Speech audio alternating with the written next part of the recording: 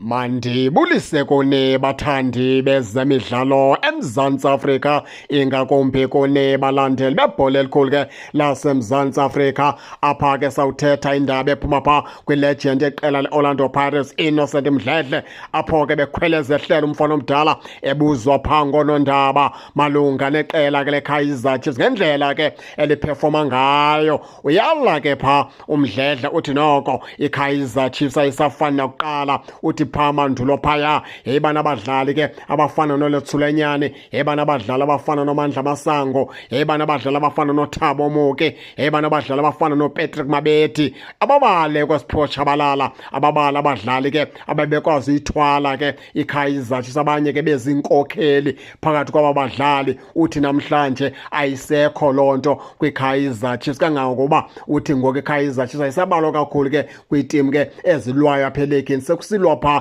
iOrlando Pirates kunye ke neSundowns. Uthi loo nto futhi ke ichaphazela iKaizer Chiefs ke kwiiplayers ekumele bazipikwa pha kwibafana bafana. Uthi iKaizer Chiefs uthi ga ngoku ayinabo abadlali abakubafana ngesizathu sokubana ke ayiperforme kakuhle. Uthi noko itim engangeKaizer Chiefs ke noko lihlazo. Uthi iKaizer Chiefs ke ayithengi badlali abarayithi, yena xa ejongile iKaizer Chiefs ilinda kube khona nto kuthiwa zii-free agent, then iKaizer Chiefs izochola abo badlali for free, ayingene epokothweni ikhupha imali ithenga abadlali abazokwazi ukubana ke baphakamise izinga leKaizer Chiefs. Lowo ke ngumbono kaInnocent Mdledle oyilegend yeqela ke leOrlando Pirates. Watsho sithi ke iSundowns nePirates zona zima ngenyawo zikhuphe epokothweni zithenga abadlali.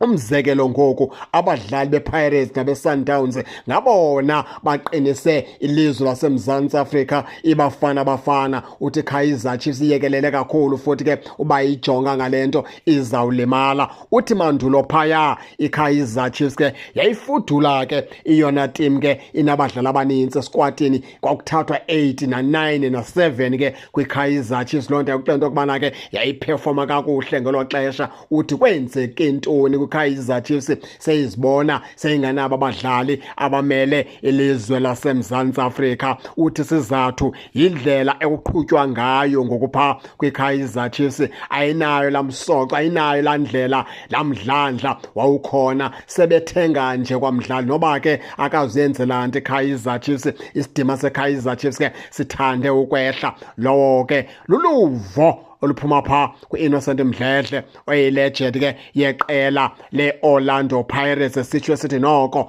amakhosi awasafani nakuqala, yayingekho nje iKaizer Chiefs, ngoku itshintshe kakhulu.